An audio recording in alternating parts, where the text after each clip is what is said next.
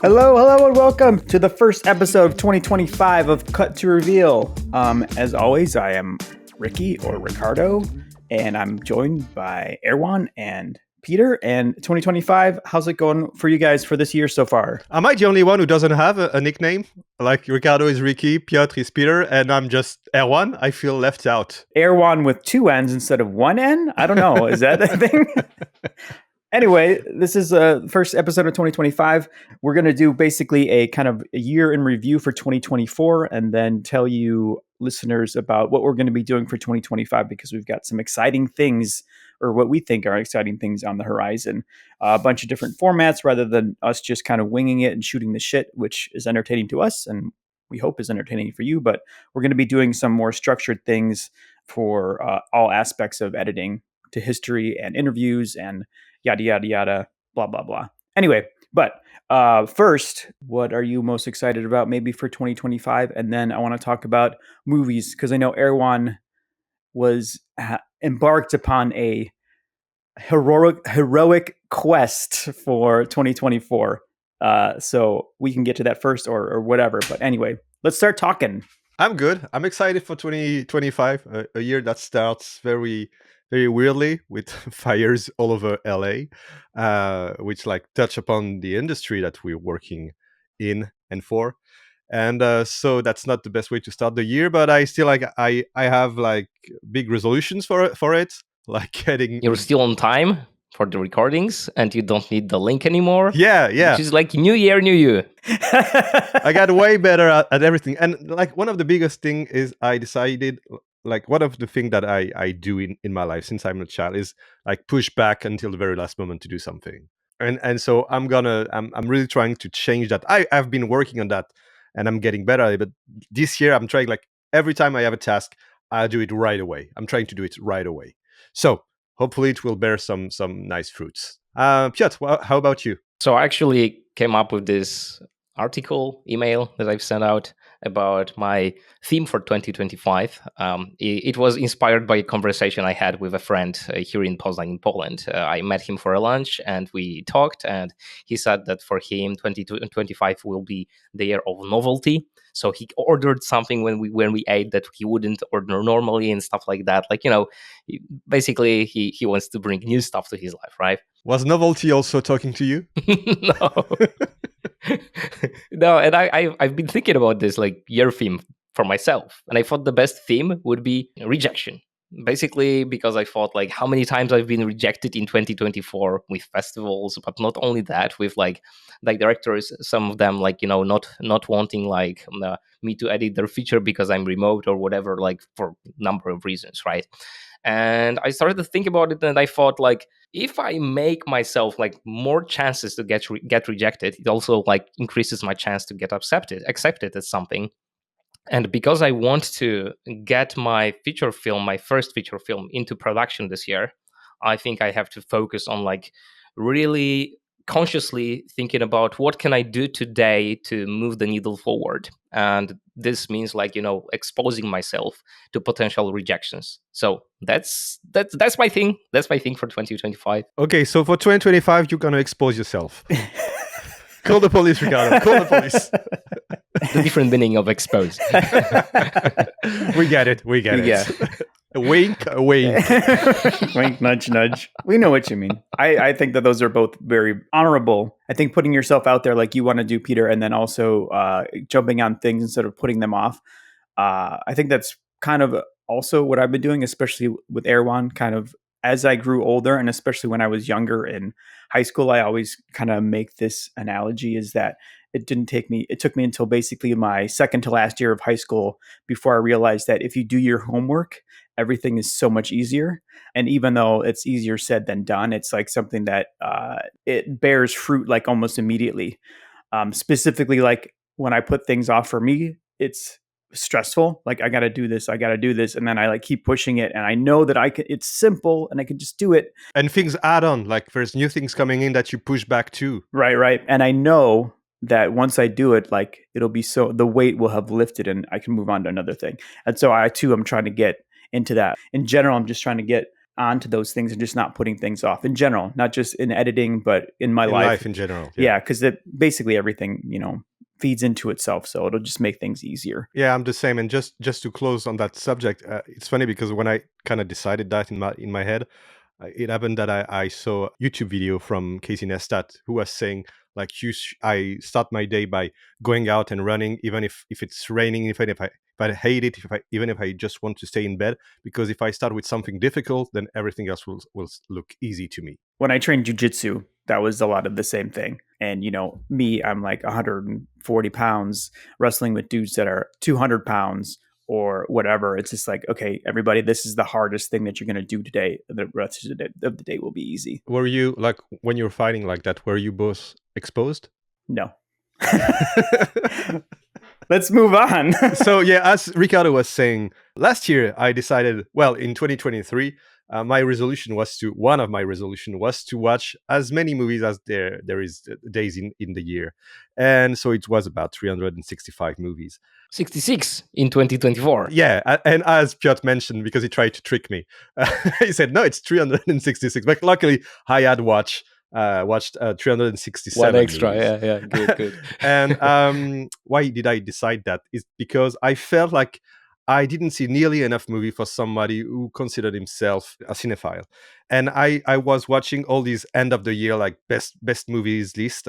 And I was like, I haven't seen this or that or this or that or this or that. And I was like, fuck, I can't join the conversation, which is like a shame because I love talking about movies with people. So I decided to watch a movie per day. And if I couldn't watch a movie one day, I would watch 2 the next day. And if I couldn't, 2 days in a row, then 3. So that's how it happened. And finally, I made it till the end of the year. Like if you take a look at my list, you will notice that some period I'm not forcing myself. I watch terrible movies because I couldn't find the strength to be completely awakened in front of the movie. But I still made it. I'm fairly happy about it. And I think, Ricardo, you kind of did the same, but not with the same number of movies. When I had learned that you were doing that, which inspired me basically to watch more movies in general anyway, it was already like a month into January. So I would have had to like sit for, 60 hours just to catch up to where you already were. We used Letterboxd, not a sponsor.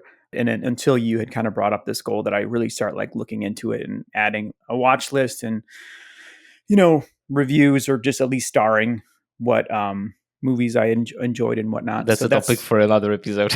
yeah, that we'll talk about maybe rating systems in another episode. Spoiler alert. But anyway, I ended up watching 115 films. I logged 115 films this year, and that was mostly feature films and then a few shorts. I think most of my films logged were new movies. And then also it says that my most watched actor was Willem Dafoe, which I think is interesting. For me as well. Most watched director was Akira Kurosawa. So you watched a lot of Akira Kurosawa? I think it's because I watched 2 or 3 Akira Kurosawa movies. I could have watched 2 of his movies, and I guess it would probably give me the same. This said the same thing. All right. And how about you, Piotr? Like, how many movies did you log? I've seen 107 films. Out of those, 2 were rewatches: Fight Club and Love Actually, which is something we often rewatch. Rewatch near Christmas, right? Yeah, exactly. It's a great film. It's a great film. It's not. It's not. It's not. It's classic. It's classic. It's a classic. So with the 367 movies that you watched, are you inspired to do it again for 2025? I am. I have already started, to be honest. But I have Wallace and Gromit: Vengeance Most Foul, Werewolves, which was a terrible movie, a rewatch, which I didn't count, but it was Rebel Ridge, Chicken Run, Dawn of the Nuggets, Murder Party, which is a French movie, Nosferatu, How to Make a Killing, Small Things Like These, A Real Pain, Godzilla -1, We Live in Time, The Battleship Island, Life After Fighting, All the King's Men, and I need to log in 2 more that I didn't. All right. So what were your best viewings from 2024, guys? So maybe not like, if it's movies from 2024, it would be even better. But what are the movies you really like discovered and we're so happy to find out about? The one that I want to mention, I guess, is The Worst Person in the World. Have you seen it, guys? Oh yeah, I want to see that. No, I don't. It's on my list. I haven't seen it, but I've heard a lot about it. Okay, yeah. I love this film. I thought it was so well done. In French, it's called Julie en 12 chapitres, which means Julie in 12 chapters. Oh, okay. Oh, that's interesting. Is there 12 chapters? Probably, right? I can't remember the number, but probably based on the title. Yeah. Imagine if there's only 5 and people are coming out of the theater. Where are the missing chapters? They tricked me. I paid for 12 chapters. I only have 5. It's very well done. The story is, in my opinion, very well executed, well told, and it's also very creatively done. Like there are a few scenes that really stand out with some like different techniques they use, but it's not like, it's not like the overuse of technique or whatever. It doesn't irritate you. It's like there for a reason, and you feel it, and it really plays really, really well. So that's the first one for me. I might have another one in a moment. Yeah, I just want to mention that it's from, I don't really know how to pronounce it, Joachim Trier. Yeah. I looked up the director, and I have seen one of his former movies, which is Thelma. I don't know if you've Okay. seen that. No, I haven't. It was really great, like really, and it's kind of a hard watch. And he also done Oslo 31st of August. I wanted to see Thelma. Yeah, Thelma is really good, but it's really like it's sometimes a hard watch. So a great director, yeah. And now that I know that, I want to see the movie even more. Worst person in the world, and I have it on Blu-ray. I bought it to watch it, and I forgot about it then. Ricardo, how about you? Dune 2 was one of my favorite films of 2024, which is kind of obvious. I mean, Drew Walker is a maestro when it comes to editing, and and your friend. Yeah, and he's my best friend. He's my best friend. That's because they're friends on social media. So yeah. That means they're best friend now. He's liked some of my stuff. He's liked some of my reactions to his stories. I don't want to brag or anything, but that movie is so good. That movie is like a little bit over 2 hours long, and it didn't feel like that. I mean, it didn't feel like it was like that movie was too short, but it was definitely a movie where it left me wanting more. Just how Denise and Joe had put it all together, and just that world they created of Frank Herbert's Dune is just so awesome. And then just the way that it's edited and the sound, it's to me, it's like a near perfect movie. So I mean, I highly recommend it. Anybody, if not a perfect movie. I mean, I think the one thing that because I've read the books and if you've seen the original and you understand what's going on, like there's a lot of politics in that, and they've definitely left some things out compared to the book. But this telling of this version of it compared to like the original version from the 80s is more aligned with the books, and not as much stuff is left out comparatively speaking. So, but at the same time, there's a lot of stuff where if you don't understand what the world is, you can be kind of confused that they're just like sum up a whole section of stuff in maybe like 1 or 2 sentences that if you're not paying attention, you kind of don't understand it. I think that's like kind of the only thing, especially within the first movie. But anyway, I'm not going to tell you the specifics of it. Like if you know, whatever. I could just say the example is like my wife was watching it. She's like, "What's going on? Like, who are these people?" And it's just like, okay, so I had to kind of explain it because it wasn't so obvious if you weren't really like paying attention. I don't know. I can't say enough about how good it is and how there's so many essays about it and interviews with Joe Walker and all this stuff. But Dune 2 was my favorite film of 2024. All right. Okay. I'm looking through my list. I was like clicking around in Letterboxd, and so I singled out like all the movies that I put 5 stars to. Mm-hmm. Uh-huh. And so the first movie I hopefully you've seen it is I put 5 stars to was Society of the Snow. I haven't seen that yet. I know what you're talking about. I've seen part of that film. Part of the film? What do you mean you've seen part of the film? So I've been at Camera Image in 2023, and it was screening there, but I had to leave during the screening. So I've seen like the first 30 minutes. Okay, it's a great movie from J.A. Bayona, who've done, like, he became a very famous filmmaker. He's a Spanish filmmaker who did The Orphanage, mm-hmm. who did The Impossible. And so Society of the Snow like retells the true events that happened in October 13th, 1972. Uruguayan Air Force Flight 571, chartered to take a rugby team to Chile, crashes into a glacier in the heart of the Andes. And so it's about these young guys who are trying to survive in a terrible, awful situation. And what's very well known about that story that's been told in movies and in a book at first was that they had to survive by kind of eating the corpses of their dead friends. So it's a very effective movie because you completely live with them the awfulness of the situation, and it's also it's a very touchy subject because like it's not every day that you're supposed to root for people who are eating each other in a way, but it's done with a lot of subtlety and a lot of respect for the people who actually lost their lives in that event, and it's very extremely effective. And it was such a great movie, and I wasn't really expecting that from YouTube's not YouTube, from Netflix algorithm, like making a movie like that. So it's very much like a movie that was made and that was bought out by Netflix, and it's really like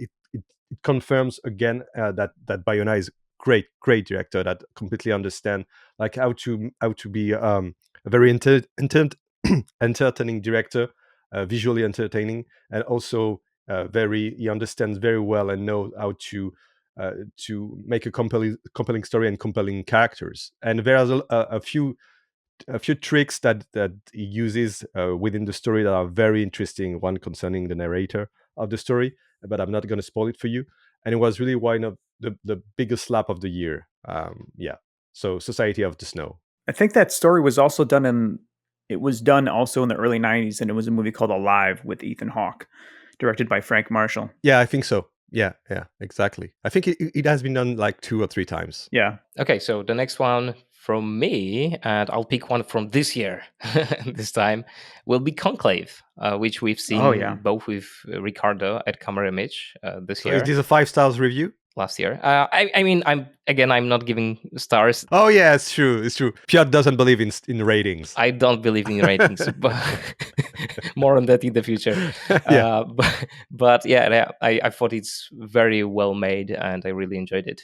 I think we both was said that it was the best watch of the festival when we were there. Yeah, it was like captivating throughout, and Ralph Fiennes' performance is just brilliant in it. Yeah, I agree with that. Nick Emerson, the editor on that, was amazing. Like the combination of sound and the music in that movie struck me, and it's like it's kind of sparse, I think. I don't know if you would agree with that, but it's like just where it's needed, like in all the perfect spots, and it just adds to the tension. And then the twist at the end wasn't something that I had. I mean, there's when you're watching, you're like, okay, I kind of understand what's going to happen at the end, but then the twist is like, oh shit. But yeah, that movie, because at heart is very much a thriller.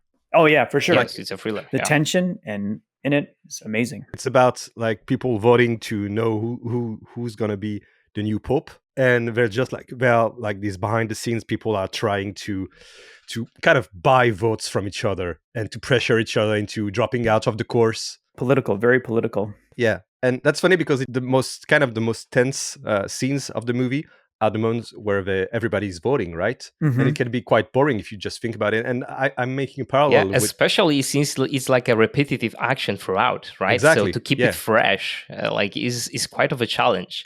Which reminds me of a Squid Game we talked about recently. That's exactly what I was going to say. Is that because when I was watching Squid Games, it reminded me of Conclave, and I was like, yeah, it's funny how like it's kind of the same scene. People are voting, writing down names, and in Squid Games, are just like pushing a button. Then someone speaks out, like tries to convince everyone, like exactly. And so, how do you not make it repetitive for the audience? And it's all about the way it's shot and the way it's edited. And I think like putting in comparison the two scenes from Conclave and from Squid Game could be very interesting, because I think like these are the scenes that are kind of montage because you can't do it in real time. It takes too much time. Like because especially in Conclave, all these people have to wait for somebody to put the note down, do a little something, a prayer in front of the altar, and then come back. And so it's kind of long, and that's really where the editing shines the most, because that's where it's kind of getting a bit showy, because you have to show all these actions and compress it in time, and that makes for really interesting scenes editing wise, I think. For sure. Definitely. Yeah, definitely. All right, Ricardo, I think it's your turn. Oh, maybe the one that you hated. Jack, we can do one that we hated. That I hated? I watched this in 2024. Came out in 2024.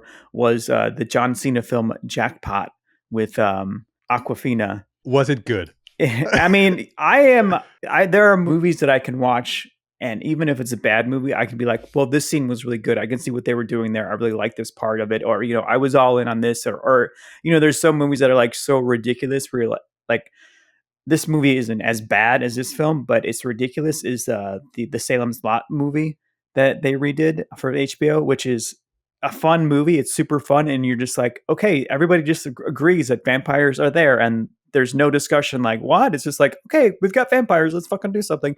This movie was not that, and it wasn't. It was like trying too hard. Like they had found some hack writer, and I hate saying this because I don't like, making a movie is super impossible, and have it be made is a feat that is, boggles the mind and whatever. And so I applaud them for doing it. At the same time, like the enjoyment in this movie was just like, oh, come on.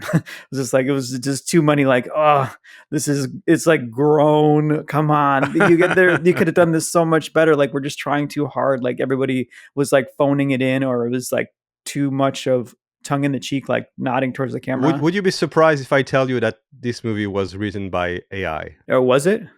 I mean, I guess I don't know. No, it wasn't. I was gonna say I don't know. Like it was, because it was my problem with it was that it was just so simple.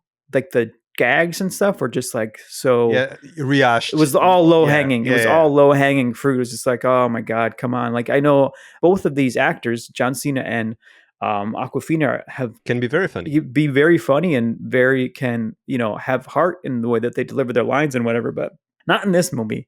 It's just not good. I give it a 1.5 rating on Letterboxd. One of the movies I love the most from the year that I watched in 2024 was, and it's actually from 2022, but it hasn't been it's not being released in theaters, and I think now it's available online, and it's been like doing a round of film festival, and I had heard about it a long time ago.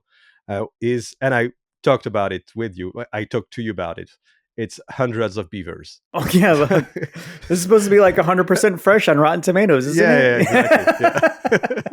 And Hundreds of Beavers. I don't know. Have you seen it, guys? No, I want to see it. It's absolute madness, but it's an absolute joy because it's not going to be for everyone. So the story, and I'm going to read it directly from Letterboxd. In the 19th century, a drunken Applejack salesman must go from zero to hero and become North America's greatest fur trapper by defeating hundreds of beavers. and so it's a black and white movie. There's no dialogue, absolutely no dialogue from beginning to end. So it's a silent film, or no? It's not. It's not a silent film. There is music, but it's pretty silent. There are like long stretches where you have just the sound of the guy walking in the snow, for example. What I loved about it comes up with something that I've never seen before. It's a mix of video games language. If I'm not sure it's clear for you when I say that, but it uses like the likes of Zelda, like to communicate information. Like for example, when in the video game Zelda, you go into a store, you have like these panels showing you like, oh, to buy this you need like this and this from your inventory. It's kind of the same in 100 of Beavers. He comes onto the one store there is, and there's that one guy behind the counter, and it's like you have like all these to buy. I don't know, a fur coat. He needs to put down like, I don't know, 60 beavers heads. So you have just the beavers heads, like, and so the beavers are not actual beavers in the movie. They are like people dressed up as beavers. so when he fights them, you see like just grown up people like just wearing this fake costumes, and just like punches them in the face. And when he punches them, there's a whole fight scene, and you know that there's a cut and there's no one in the suit anymore, so it just takes the suit and just throw it against the wall. And then they make a cut, and the guy like gets up, and you can see that there's no one in it, and that's what's so funny, because like the humor is a mix of Tex Avery and Bugs Bunny, that kind of humor. Like I'm very much in love with Roadrunner and Coyote, right? And it's very much that kind of humor. He falls all the time into traps, and so it's the humor is crazy. It's absolutely crazy. And the more you advance in the movie, because he puts all these traps in place to kill the most beavers, and so each trap gets more and more connected to the next. So in the end, you have all these, like, I don't know, like these 20 traps connected to each other, and you can actually follow the logic of one beaver getting like falling into a trap and getting here and there, and then you just see him, like, you get into these montages where he gets more and more cadavers from beavers and it goes quicker and quicker, and it's like when he's pretending to run, he's actually on a green screen, like just pretending to run, and you can see the background like rolling, and it was so inventive, and at so many times I was kind of mind blown that he could like still find new ideas to come up with, because in the end, like, you find out that these beavers are preparing to land on the moon or something like that. So it's utter nonsense, but it's a joy to watch. I love watching movies who come up with a whole new take on movies, a whole new way, all new humor, even if it's not all new, but it mixes so many different things that it was really a joy and such a surprise. Like, it was like, I saw something that I have never seen ever before. Was kind of incredible. Add into the list. So this is the first episode of 2025, but obviously we're talking about 2024. So this will start season 3 of Cut to Reveal. I feel like we mentioned it in previous episodes about what we were going to be doing. Usually it's just us talking about stuff kind of on the fly. Sometimes we're prepared, sometimes we're not. So our commitment to you, dear listeners, is that we're going to be more prepared in the stuff that we talk about. I feel like we're pretty good at doing the interview stuff, but now we're going to be doing more things like stuff about the history of films in regards to post-production. Quick example, like stuff where movies are saved in the edit. Star Wars is one that comes to mind for a lot of people. We're going to be doing stuff like that. So we're going to pick movies that we think are fun or interesting to learn about that hopefully not a lot of people know about. So we're not going to be doing Star Wars because that's basically beating like a dead horse that so many people have done essays on or have talked about. But these are kind of like the formats that we're going to be getting into. So we're going to be doing something like that. We're going to be doing retrospectives on editors that we like. Example, Thelma Schoonmaker or Joe Walker, Eddie Hamilton, just to name a few. We might do them, but those are examples of like, we're going to go through their movies, talk about how great they are, how their career kind of went and whatnot, and what they're doing now. And hopefully, if we're lucky, we'll get an interview with them, and then they can also add to the thing that we're doing. So it's going to be a lot more research-based episodes that we're doing. We're going to try to keep with, I don't know if we're going to be able to do the episode a week. Yeah, that's what I wanted to say. That, like, we won't be able, because like the reason why sometimes we were doing episodes that is unprepared or whatever is because we, for some time, for a few months, we were actually posting once a week, right? For now, with new formats, I don't think we will. So you will definitely have an episode or two from us, like each episode. That's for sure. We'll try to do like bi-weekly show, right? So we should manage to do like every other week, but I'm not sure if we're aiming to do it more often than that. Yeah, we'll still have like kind of debate dialogue that we still have on certain subjects, and we will have also a more entertaining, I would say, kind of format, which is like we're going to show each other cuts from movies and just discuss them. So that could be like what we consider bad cuts and trying to understand what went behind the scene in the post-production. Or we can talk about like great cuts that we love and talk about it. That could be a scene, that could be just one cut, and that's interesting to talk about. And this episode might be short, but it will kind of break the style of episodes. So you would have less of these. For example, when we do a deep dive with about a certain editor, there's not going to be as many of these because they are research heavy than the conversation we usually have. But we'll try to come up with something very interesting every time. Yeah, and if there's editors that you want to hear about or movies that you want to know about, reach out to us. Let us know what you think or what we should do. We're desperate to hear from you. We're desperate to hear from you. We've heard from a couple of you, and we appreciate it greatly, but we know that there's at least 30 other people out there who are listening to this podcast, and we want to hear from you. And we know who you are. Or at least where you live and what area of the world. So those are the things that you can kind of expect from us. Like Peter had said we're going to try to do this bi-weekly, and we'll let you know. So I'll change the description on the Instagram, so it won't be every week; it'll be bi-weekly. But even we'll let you know when there's an episode coming. And just to wrap things up, so guys, what is the big plan like related to editing for this year? Piotr, what is the big thing related to editing that's going to happen for you this year? Is there a movie that's going to come out that's going to be available? I have no idea, but yeah, I'm releasing Yellow Ticket, my short film, probably in February. Yeah, but as an editor, is there a movie that you are actually working on? Wink, wink. I wish I knew. I know that the director I re-edited a feature film last year wants to shoot another film, and if he will, then I will be editing it. But what's up with the Dokita Musa? Dokita Musa is right now being submitted to festivals. Okay. So yeah, and I'm finishing the trailer pretty much. It's still unfinished, so I think he's still submitting as work in progress. But it's basically now about some final mixing changes and a color grading, and that's it. And then it just goes as a finished product to festivals. So we might hear more about that this year. And you're working on your I think so. And we might do an episode about Yellow Ticket as well. So it would be like a special episode. But other than that, I wish I knew, right? Do you know your future clients as well? Better than I do?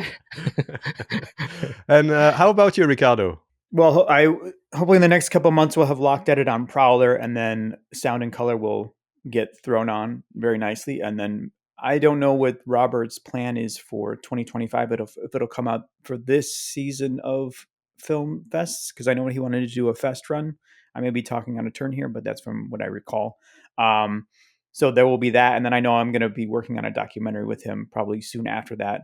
Regardless of that, I'm hoping that I can get more consistent work from my clients in Denver and other new clients from the East Coast and whatnot. But the future is unwritten, so we will see. But those are things that I would like to be doing. Just as always, every year is the wish is to have more consistent work. More consistent, I shouldn't say consistent work, but more consistent paid work. So that's what I'm hoping for. Yeah, because we can find work. Yeah, we can. I'm working all the time. I'm working all the time.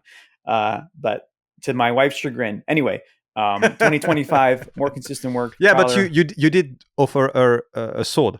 So. I did. I got it. For listeners, if you don't know, you probably don't know. I bought my wife a sword for Christmas. Yes, and by that I mean a two-handed broadsword. It's like 15 pounds of steel.